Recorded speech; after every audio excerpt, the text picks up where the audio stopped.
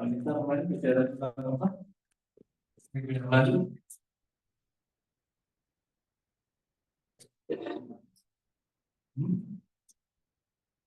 Topiknya apa? Proses development. Ada yang bisa mengatakan?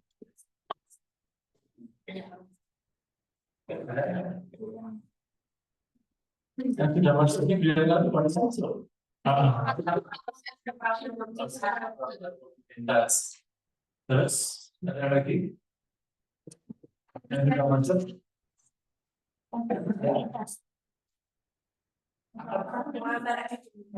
Ya, di proses peralatan komunitas dua itu aja. Konsep Angkaran soalnya bertempur siapa? Nah, maksudnya apa sih? Oke, konsep kesehatan peralatan komunitas. Saudara tahu peralatan komunitas gabungan dari dua ilmu. Apa itu? Apa itu? Nah, kesehatan masyarakat dan perawatan. Kalau perawatan sudah tahu, treatment of human response terhadap respon manusia.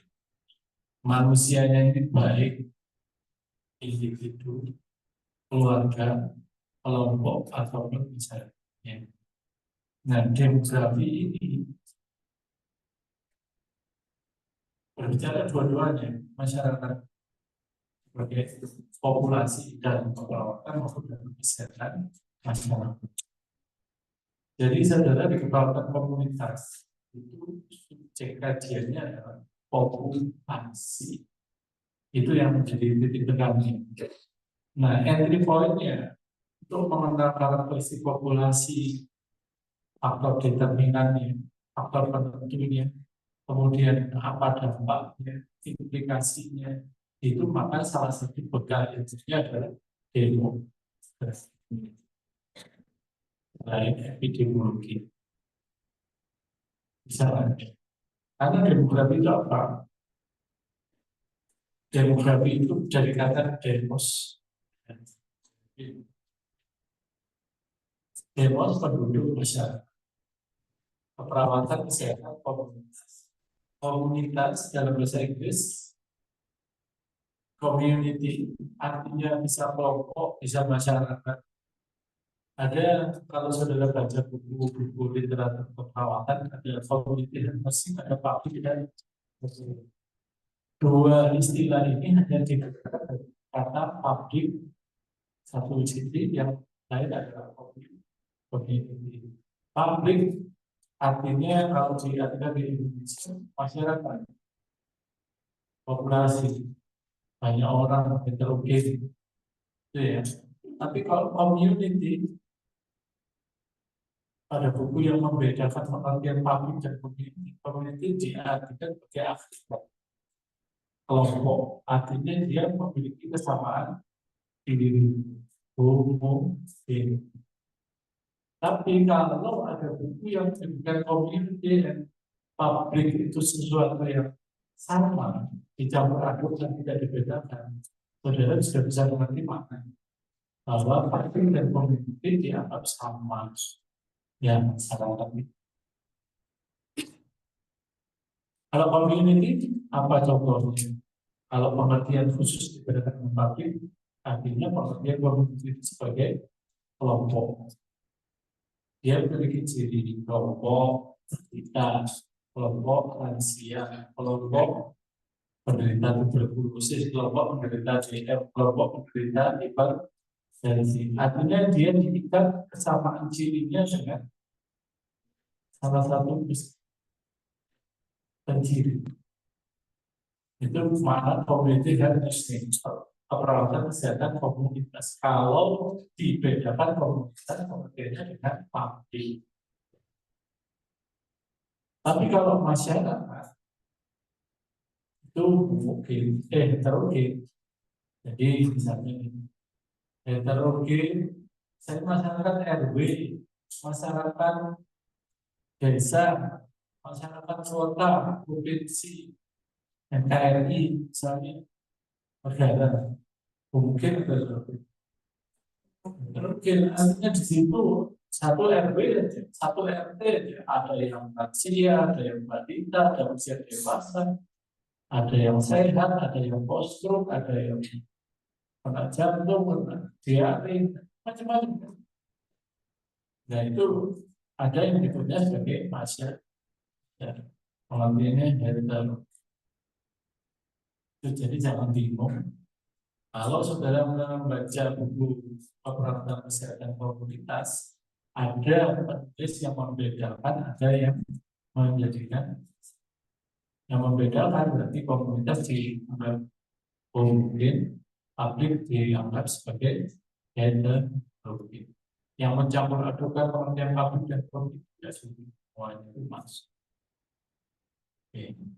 Apapun tinjauannya baik publik maupun komunitas mau dibedakan mau disamakan, intinya di situ ada sekumpulan orang yang disebut dengan penduduk atau masyarakat. Dan demografi itu apa? Dia adalah yang penduduk yang dipelajari secara statistik. Terkait apa? Fertilitas, mortalitas, dan migrasi sosialnya. Fertilitas berarti angka kelahiran. Nanti ada melahirkan kasar, melahirkan spesifik. Kematian, mortalitas, ada kematian kasar, kematian spesifik.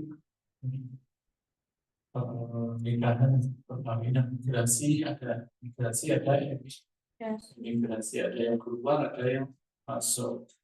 Kalau yang imigrasi dia masuk, imigrasi yang apa? Nanti kita coba singgung secara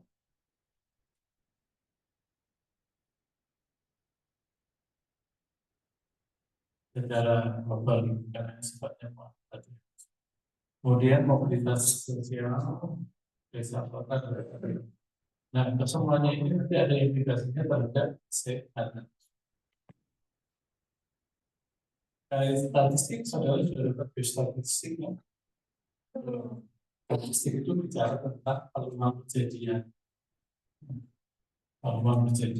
terjadi. Jadi persentasenya, proporsinya berapa itu secara umum gitu, nanti detailnya di statistik.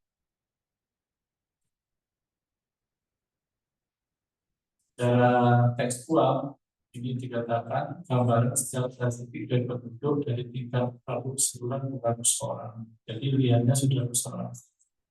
Tidak lagi persoalan. Maksud saya begini, saudara harus bisa melepaskan pikiran yang selama ini karena SKS saudara di dalam kuliah ini yang terbesar adalah ilmu keperawatan di klinik.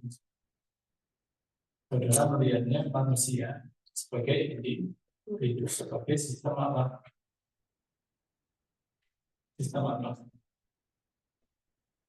Nah, baiklah, organisme dari molekul yang sama bergabung menjadi sel yang sama fungsi dan bentuknya jadi apa? Jaringan berkumpul jadi organ berkumpul jadi sistem organ jadi tubuh manusia. Saudara kan banyak saja berbicara tentang individu ini. Jadi yang ditinjau sistem organ bisa dibanding.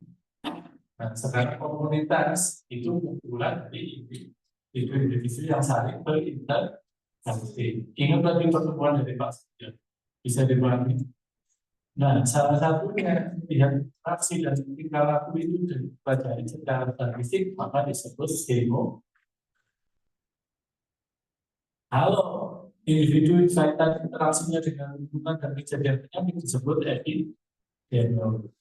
Bisa dibagi kedudukan. Jadi saudara perlu mendudukkan setiap materi untuk bisa mengkompilasi kedudukan masing-masing. Sudah jelas ya? Nah, nanti kalau saudara sudah tahu epidemiologi, demografi, lalu cara kerja kita menggunakan mesin proses khususnya di community health and industry. Bahannya itu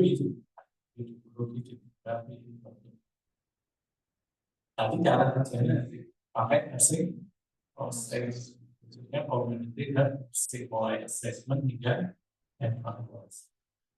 Sudah tergambar mata kuliah ini tujuannya. Nah, aplikasinya apa ya? Nanti kalau saudara di bidang pekerjaan, saudara akan banyak bekerja ya, berinteraksi langsung dengan masyarakat sebagai populasi. Berarti apa? Pembuat kebijakan, saudara bisa bekerja di dinas kesehatan, kementerian kesehatan, bisa dibagi. Tapi kalau yang tadi melihat organ, sistem organ di rumah sakit, di klinik sebagai individu, bagaimana kerjanya di rumah sakit, jalan, bisa dibagi ini. Jadi perawat bisa bekerja di dua sektor, sektor publik dan sektor privat. Sektor privat berarti apa? Berarti yang individu. Yang privat sifatnya mencari apa? Keuntungan secara materi. Kalau yang publik, community ini, dia tidak mencari keuntungan secara ekonomi. Dua mainstream yang sangat berbeda. Contoh konkretnya kemarin masih ingat karena terjadi COVID, ada vaksin di berarti sebuah biaya gratis kan waktu itu. Mana ada perusahaan yang mau memberikan gratis?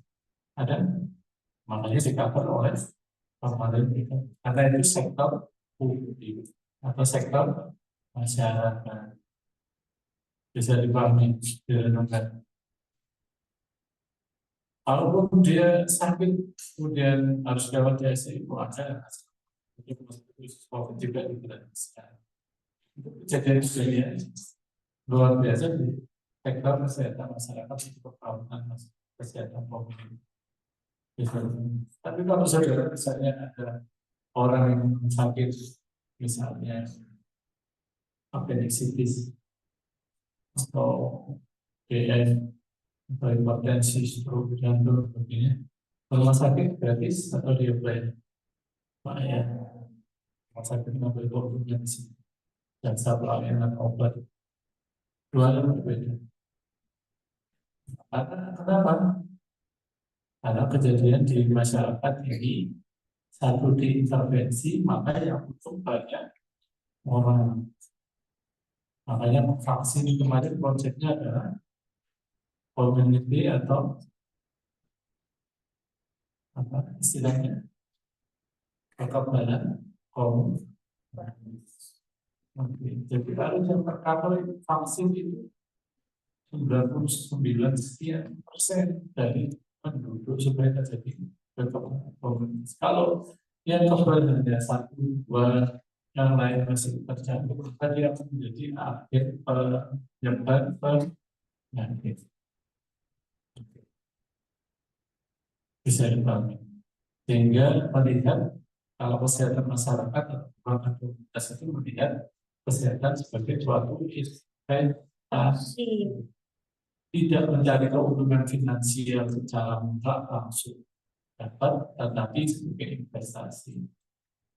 Contoh nanti ada program dari pemerintah yang sekarang stunting, mana ada perusahaan yang mau memberikan program makanan tambahan simulasi tubuh kembang pada anak stunting. Dan suki nggak mungkin dia cari keuntungan sifatnya privat. Tapi kalau pemerintah ya kan dari dana pajak dari APBN itu dikembalikan untuk kesejahteraan masyarakat. Sama seperti pemberian nanti paparan pemerintah yang akan datang ini kan ada itu nanti sampai usia berapa ibu hamil pun di cover. Nanti kalau terlaksana ini termasuk sektor di masyarakat itu tidak mencari keuntungan. Dananya berapa triliun dari mana? Dari APBN dapat dari mana?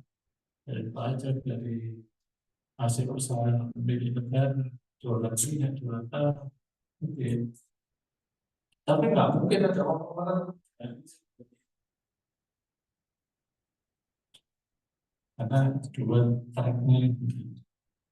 Nah, demografi juga begitu. Di sini akan kita pelajari bagaimana karakteristik individu yang berkumpul dalam satu masyarakat nanti berdampak terhadap kesehatan. Demografi ini juga dipakai oleh yang lain,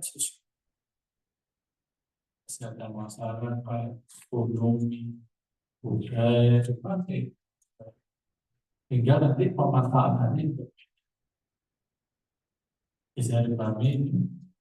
Oke, semakin jelas atau belas? Belas.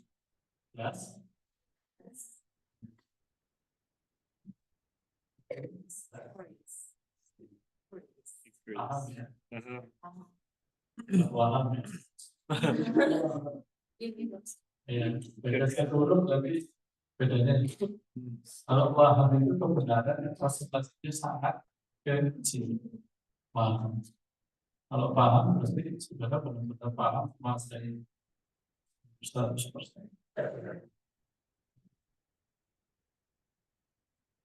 Nah, ini jadi akan melihat populasi dari teritorial itu terkait lokasi, geografi, komposisi penduduk dan seterusnya.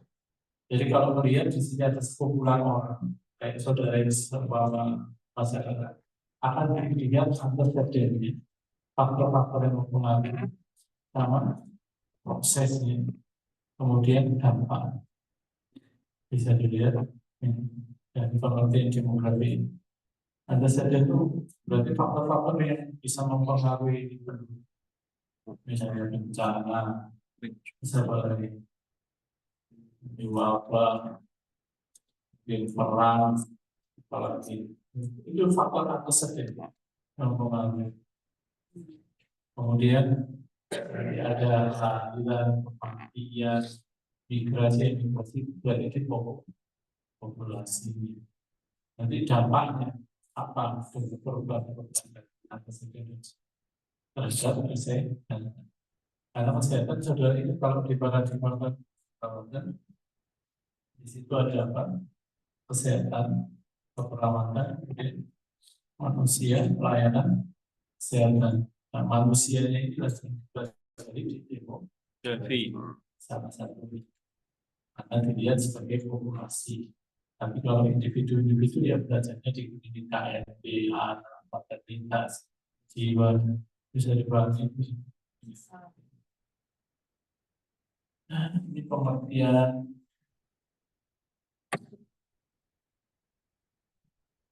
ya, apa maksudnya coba dan seterusnya. Jadi kita berbicara dalam populasi pada jumlah penduduk pada periode tertentu itu biasanya setahun terakhir dibandingkan 1000 atau per mil ada persen komposisinya, status perkawinan, pendidikan, laki perempuan, strukturnya, biologi, sosial, ekonomi, misalnya rakyat miskin, UMR di atas 45 UMR, desa, kota, urban, rural, dan sebagainya. Tergantung kepentingannya apa, bisa diolah. Sangat luas. Pertumbuhan ada fertilitas, mortalitas, nah ini contoh. Pernah lihat gambar ini? Ini struktur piramida penduduk di sini yang tengah adalah struktur usia. Ini kelasnya adalah 0 sampai 4, 5 sampai 9 dan seterusnya, dan satu kelas umur diisi 5 tahun. Nah, kemudian jumlah penduduk laki-laki yang kiri, yang kanan perempuan dan seterusnya. Nah, ini kalau ditabulasi seperti ini mencerminkan satu populasi atau kondisi kependudukan di suatu daerah. Misalnya di Indonesia dulu di awal-awal perang kemerdekaan 45 sampai 65 bentuknya seperti ini, piramida. Piramidnya kalau mau ditarik kan laki-laki perempuan ini banyak strukturnya usia anak-anak. Kenapa yang ibadah mati perang usia-usia dewasa? Berarti ini angkatan kerjanya sedikit, usia produktifnya. Oke, cara bacanya. Karena yang produktif itu yang mau bekerja ya dewasa muda sampai dewasa begini. Produktifnya di sini. Sementara dia harus tahu kajian yang tahu. Contoh ini stasioner. Nah, Indonesia cenderungnya sekarang bergeraknya stasioner. Cuma lansia, jumlah anak-anak dengan usia dewasa cenderung seimbang. Nah, ini di negara maju.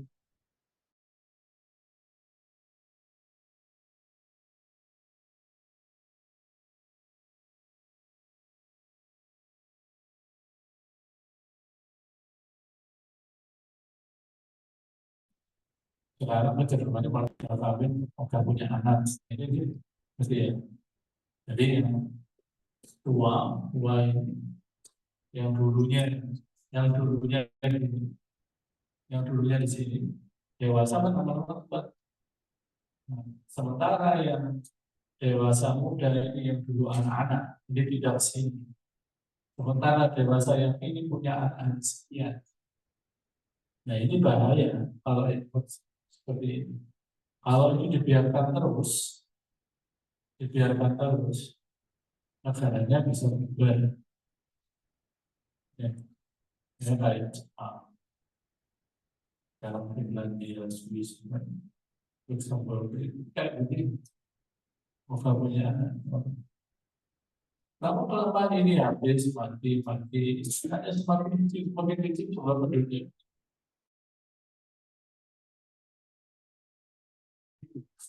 Konsekuensinya kalau di sisi ekonomi berarti angkatan kerjanya baik. Makanya sebenarnya bayarnya juga kalau Eropa sekarang butuh perawat banyak. Ya, karena grafiknya cenderung seperti piramida terbalik.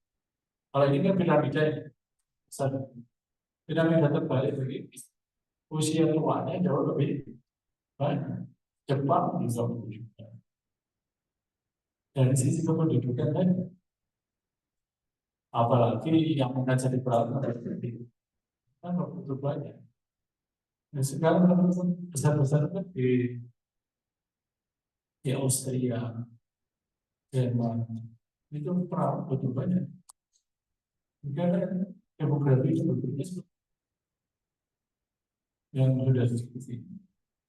Yang sedikit itu menjadi perawat kurang. Nah, ini contoh dampaknya. Bisa dibagi. Jepang juga begitu. Usia anak-anaknya sudah mengganti dewasa. Artinya kalau ini dari kependudukan seperti ini, kelahirannya di mereka yang sini. Kalau ini harusnya kelahiran malah yang pagi. Makanya kayak Cina meskipun besar, tapi cenderung juga mulai bergerak begini. Sehingga kalau dulu dibatasi saja, kalau Singapura dekat-dekat dengan kita, Singapura. Kalau kita punya anak bayi baru lahir malah diberi insentif. Kalau di kita malah dibatasi. Nah ini dari populasi ini tidak ngerti ya salah satu implikasi kegunaannya. Nah nanti cara kerjanya pakai mesin proses.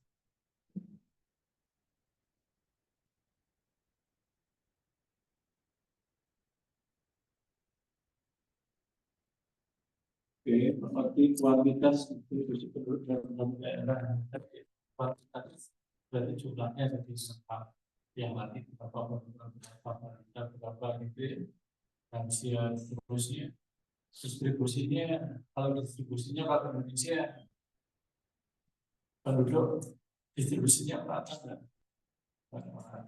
ya banyak kan di Jawa dan Bali. Hanya kalau dulu zaman pemerintah presiden kedua itu ada program transmigrasi, mengurangi beban pendidikan. Menjelaskan pertumbuhan masa lampau kesabaran kita. Ini tadi persebarannya masa lalu di mana akibat perang dan seterusnya. Ini yang orang makmur misalnya, orang makmur ini sudah dijelaskan semua kenapa kok kelahirannya dan bisa dijelaskan. Apa kebijakan waktu itu pemerintahnya bisa dikatakan. Mengembangkan seperti akibat dan waktu itu tidak terbatas. Ada kalau sosial. Baiknya Gimana Rifan? Jadi akibat aspek organisasi sosial, makanya pertanyaan pangan apa programnya ini macam semuanya itu berpengaruh secara komunal. Para bapak membuat penduduk di masa yang tak berpikir jadi sudah saya sampaikan ya. Kalau yang seperti ini nanti bagaimana kalau ini dibiarkan terus menerus setiap 5 tahun ini geser berarti lebih kecil lagi, geser lebih kecil lagi, habis penduduk. Jadi pemerintahnya harus memberikan kebijakan tertentu supaya rakyatnya mau melahirkan anak. Kalau yang seperti ini justru harus dibatasi misalnya 2 kutub yang berbeda. Karena penduduk yang banyak sebagainya terbatas. Itu kata kunci. Dan itu akan melahirkan cabang ilmu yang lain, sosial, ekonomi, dan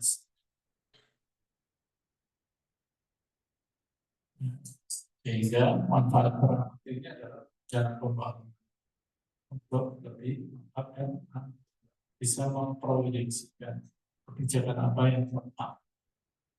Sehingga perawatan komunitas itu intervensinya bersifat komunal, termasuk public policy, kebijakan publik, kebijakan masyarakat. Kita gantung nanti levelingnya, S1 apa, S2 spesialis apa, S3 itu nanti ada leveling. Ya, ini bisa dipahami ya bahwa di beberapa daerah juga dengan biologi, statistik, matematik, kebijakan politik sosial, termasuk kesehatan, public policy. Dunia kesehatan ia berperan penting dalam perencanaan atau pembuatan kebijakan kesehatan. Misalnya sekarang kenapa pemerintah membuat program penanggulangan stunting? Itu ada makna ya supaya demografi anak-anak yang seterusnya itu berkualitas. Nah, generasi itu terus transisi dari hidup sampai kematian juga. Makanya demografi mempelajari dari kelahiran kematian karena dari hidup manusia hidup mati hidup mati. Tinggal lanjutnya bagaimana, pertumbuhannya bagaimana.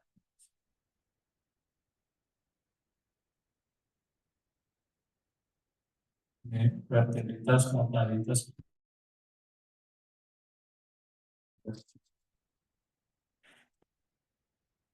Angkatan kerja berarti usia produktif. Kalau di kita angkatan kerja yang lulus SMK itu sudah angkatan kerja. Berarti 18-19 sampai usia produktif sekarang sudah memanjang 58-60 tahun. Itu angkatan kerja di kita. Kalau angkatan kerja suatu negara itu besar atau tinggi, maka negara itu punya modal dasar yang sangat luas. Tinggal nanti kebijakannya bagaimana menyediakan lapangan pekerjaan.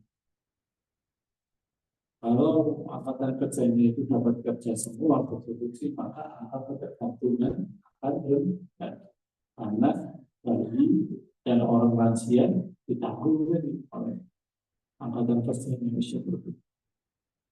Tapi kalau angkatan kerja dan tidak dapat pekerjaan, meski besar, tidak dapat pekerjaan, angka pengangguran penganggurannya 40% misalnya, nanti ya tetap itu menjadi angka rasio pembentuk tanggungan di samping lansia dan anak dari itu. Ya, sehingga saudara bisa bayangkan secara global kebijakan bisa diarahkan. Oke, ya. Kaitannya apa dengan kesehatan? Ya kalau orang angka ketergantungannya tinggi, berarti usia produktifnya banyak menanggung pengangguran, banyak menanggung usia, banyak menanggung balita. Di sini yang lain Filipina, gross national product-nya rendah, jadi apa itu banyak yang miskin. Kalau miskin, udah apa kaitannya dengan kesehatan? Seperti juga kesehatan, tak mampu menjaga kesehatan, tak mampu beli makan, tak mampu akses pelayanan kesehatan. Kalau nggak mampu itu semuanya, kalau punya anak nggak berkualitas. Kalau anaknya nggak berkualitas, nanti melahirkan angkatan kerja yang nggak berkualitas. Tetap nyambungkan terus dengan kesehatan, kemiskinan, kesehatan dan seterusnya. Nah itu, berarti harus ada public policy untuk terus. Nah demografi fungsinya untuk melihat. Misal nanti saudara di mata kuliah ini ada asuhan keperawatan pada anak dengan gizi buruk. Saudara demografi nanti akan dilihat yang banyak gizi buruk ini di kelas ekonomi apa, rendah atau tinggi. Oh ternyata populasinya sama, antara rendah dan tinggi. Berarti kesimpulannya apa? Antara yang tak mampu beli makanan dengan yang pernah beli atau niklek. Ekonominya bagus, tapi anaknya kurang kira-kira apa? Ini dibiarkan, tak mau makan, dibiarkan, atau pola konsumsi makanannya tidak terus. Bisa dibayangkan ya. Yang penting tujuan mata kuliah itu adalah mengerti demografi implikasi.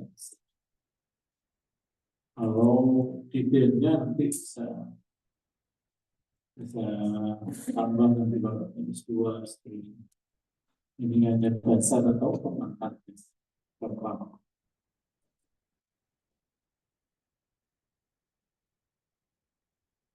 Nah, ini intinya. Saudara mengerti kerangka konsep ini, saudara bisa bagus bahwa jumlah penduduk, pertumbuhan penduduk, komposisi penduduk itu mempengaruhi status ekonomi, sosial, budaya, politik, dan sumber daya alam. Ini seperti sekarang lingkungan alam. Kalau di Jawa, saudara perhatikan juga, kalau zaman saya dulu, saya lebih paham, perumahan itu terbatas hanya di daerah kota. Sekarang berubah menjadi minggir, maknanya menghentikan lahan pro, entah ladang, entah sawah, jadi perumahan. Nah, tapi kalau persediaan pangan antara lanjut penduduk dengan lahan produksi, nah itu bisa diprediksi. Jadi kebijakannya apa? Apakah terus akan ekspansi, mengurangi lahan produktif, atau justru membangun apartemen atau rumah tinggal susun tiga? Ini termasuk yang harus dikaji di sini antara sumber daya dan ketersediaan sumber daya yang lain. Kelahiran, kematian, dan ini tiga konsep yang utama. Semuanya saling mempengaruhi dan siklus sifat.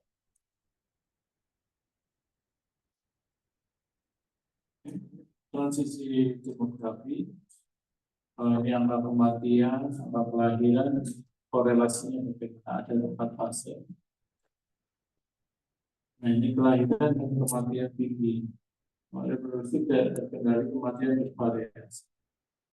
Paling gagal biasanya ini terjadi pada apa? Kondisi yang baik.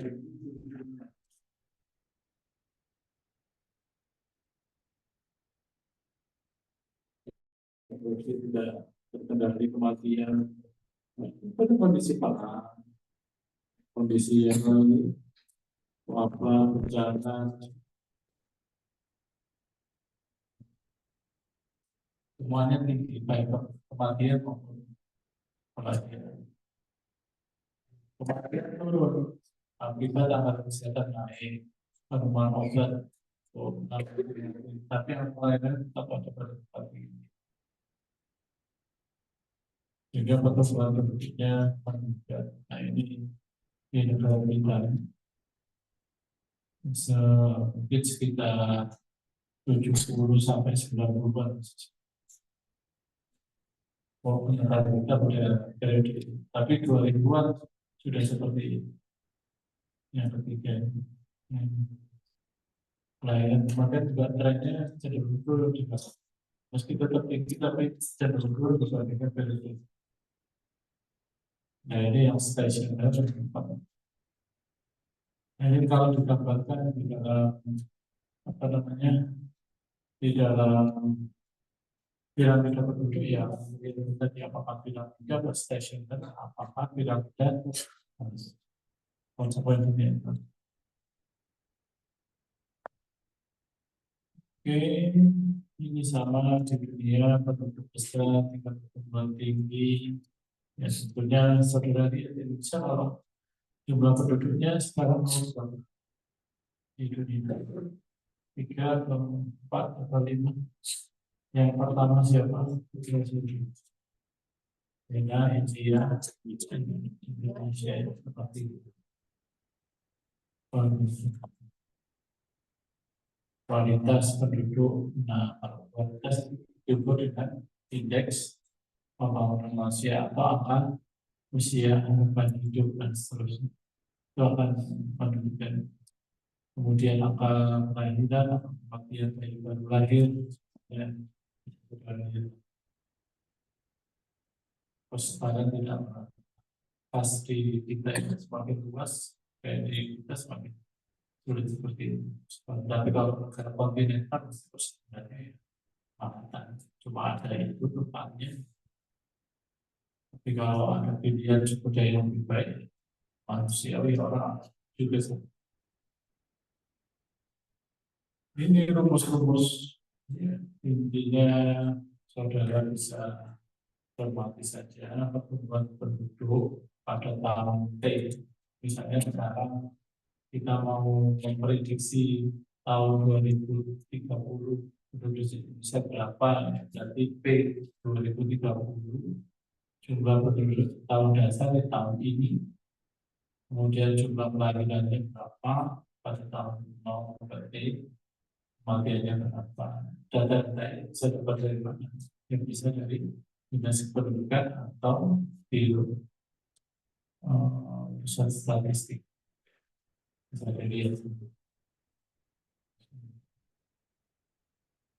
Intinya angka-angka ini tidak mungkin kita kumpulkan sendiri, tetapi kita menggunakan data yang sifatnya sekunder, data yang dikumpulkan oleh pihak lain yang lebih akurat.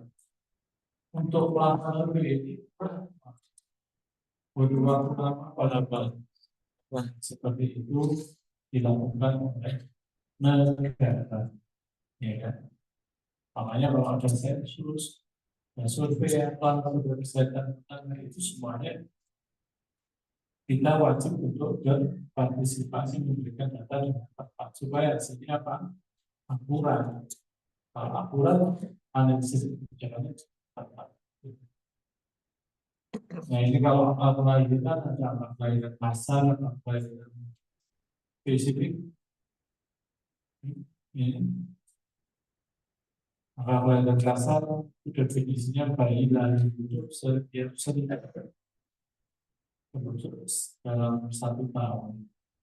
Sebenarnya ya kelahiran hidup jumlah penduduk saat itu kali 1000 ini nanti kalau baca kemudian misalnya kelahirannya 24 pil, jadi dalam 1 tahun ada kelahiran 2 bayi baru dalam 1000 orang. 10 tahun. Kalau pasien harus misal ini kalau 20 per mil ya, yang 1000 itu ada 20 bagi lagi untungnya gampang jadi itu cuma 4 mil. Angka kelahiran khusus kalau ini bagi lahir yang hidup saja per 1000 penduduknya orang yang dikhususkan itu wanita usia 70. Kalau tadi kan kasar 1000 orang itu mau laki perempuan semuanya. itu dijadikan pemuda. Terus kelahirannya mau lahir hidup maupun lahir mati, ya semuanya catat sebagai kelahiran. Bisa dipahami? Bisa. Jadi kalau yang kasar tadi mau lahir hidup, lahir mati, lahir mati itu mana apa? Ya sudah di lahir kondisinya dicatat. Kalau yang ini hanya yang lahir hidup saja. Kemudian dari wanita usia subur, populasi wanita usia subur.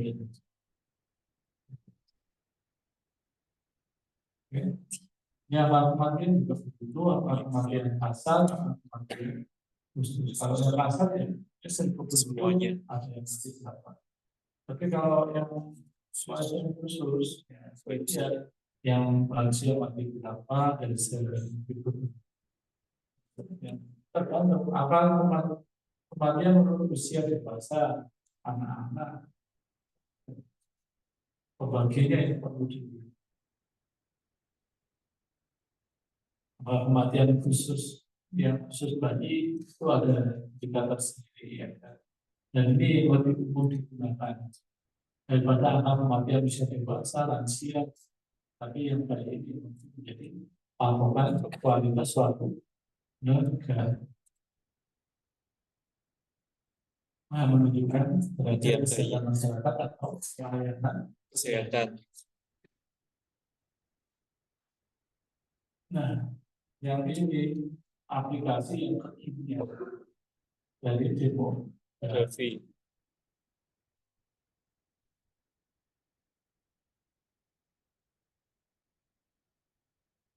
Ini aplikasi demografi di dalam kesehatan.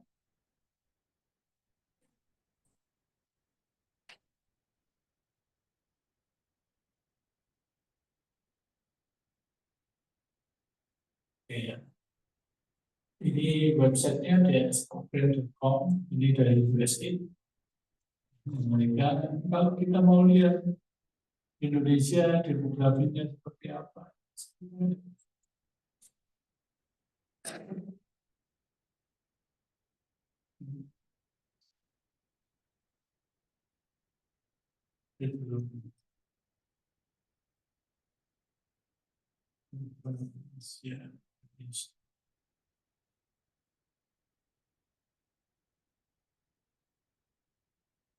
ini ada program ya ini tahun 2024 ini data baru 2017. Jadi ini sebenarnya lihat programnya ada sebenarnya tiap 5 tahun sekali, tiap 5 tahun ini 7 tahun ini 7 tahun Belum sampai. Sampai kan? Ya.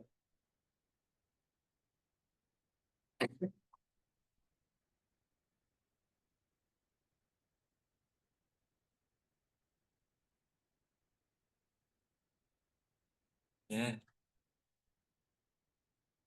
Jadi ya dari balik ke sini semuanya ya, program website-nya ini terkait demografi health survey. Ini bagaimana terapannya di dalam kesehatan, ini kaum kredit, sekretariat, ini banyak sekali bentuknya. Dan ini data sekunder untuk setiap negara.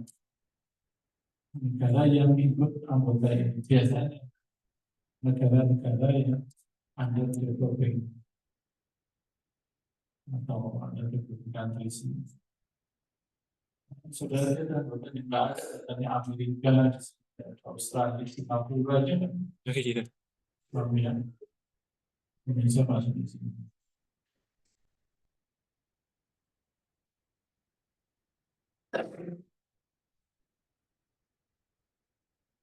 Jadi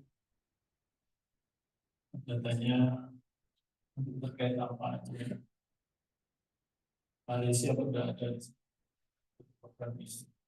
Jadi ada yang tahun 2017 ini yang baru update. Dulu dia 5 tahunan, sekarang dia 7 tahun. Karena survei ini bisa saudara bayangkan dia sempat gaji yang mengumpulkan data upload pengelolaan data. Berarti itu beda sama risk ya, Mas? Sama riset apa ya? Risk assessment. Iya. Ini lebih umum terkait dengan dia Kelihatan. spesifik. Kalau demografi tadi dia dapatkan di situ juga boleh. Ini fiturnya ada fungsi masuk kalau jajaran fungsi konsumsi alkohol, pencatatan kelahiran, ini bisa sudah ada. Bisa dibuat.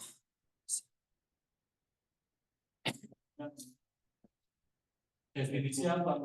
Bonus status person acting individual for decision making ownership overall use of bank. Jadi ini data ekonominya di kesehatannya juga ada. Kalau yang diskus khusus kesehatan. Oke, nanti saudara bisa bandingkan data diskus.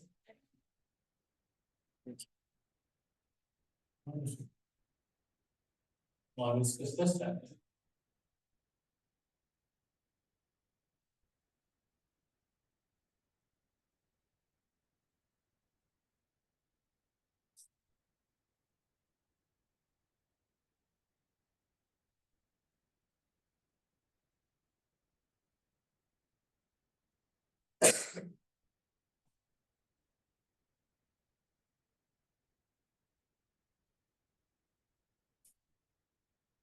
Tahun 2023. Oke, sehingga sebenarnya demografi ini merupakan dasar dari berbagai macam keilmuan sosiologi dipakai, ekonomi dipakai, kesehatan dipakai, karena dia mencerminkan kejadian di populasi. Tinggal dimanfaatkan untuk siapa? Ujung-ujungnya akan buat lebih Kebijakan. intervensinya itu sudah harus dicakup seluruh populasi. Tidak individu. Kalau sudah aspek pasien ini pasien itu kan individu. Kalau ini aspek komunitas banyak keseluruhan. Jadi nanti data-data isinya misal kita mau lihat version, nanti cuma kalau di sini di DRS saudara harus login dulu data, ya.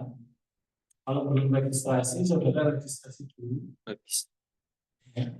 Di sini kemudian kita data penting. Di sini nanti dikasih. Ya, bagaimana ini? Ya, register dulu. Bisa dipahami? Jadi justru jauh lebih mudah minta data ini daripada minta data investors. Kalau data source dan sebagainya dia hanya ditampilkan saja. Tapi kalau ini data apa sudah dikasih. Bedanya di sini. Misalnya itu nanti kalau sudah berbentuk etik pengumpulan data juga dikasih. Kalau saudara mau skripsi nggak mau data primer, mau data sekunder, hanya jutaan. Tapi ini saya rasa kita nanti statistik yang diberikan kepadanya, karena sudah pakai itu. Biasanya kalau mahasiswa S1 hanya untuk tanah aja. Iya, Tapi kalau sudah S2 sebagainya harus diolah menjadi satu kesimpulan. Saya rasa itu ya, kuliah diganti. alhamdulillah. Ada yang ingin disampaikan. Kesimpulannya, saudara sudah bisa mengerti kebiasaan demokrasi ini adalah peralatan komunitas dan kepentingan untuk kesehatan secara Ini pun baru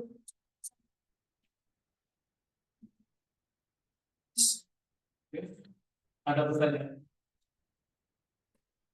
Nanti silakan eksplorasi sendiri, saudara mau register di sini juga bisa.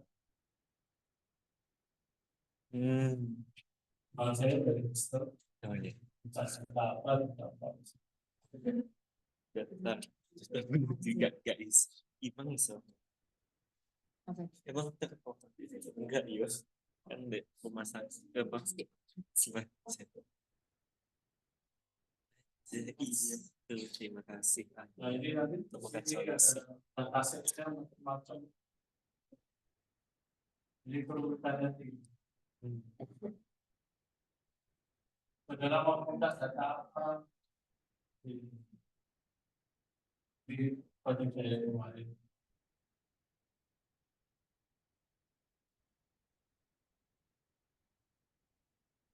THS. Silakan bertahan saja. Ya. Dasar-dasarnya tahu nanti saudara minat, kan tidak semua minat di komunitas. Iya. Ada yang sekolahnya PKB, BLS, ada yang tapi sebagai nurse generalis kompetensi minimal atau apa sih? Nanti juga ada berkaitannya dengan hidup.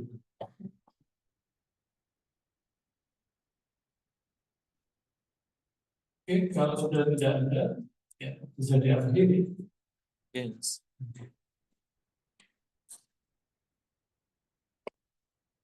Ini poin-poinnya sempat saya upload di Telegram.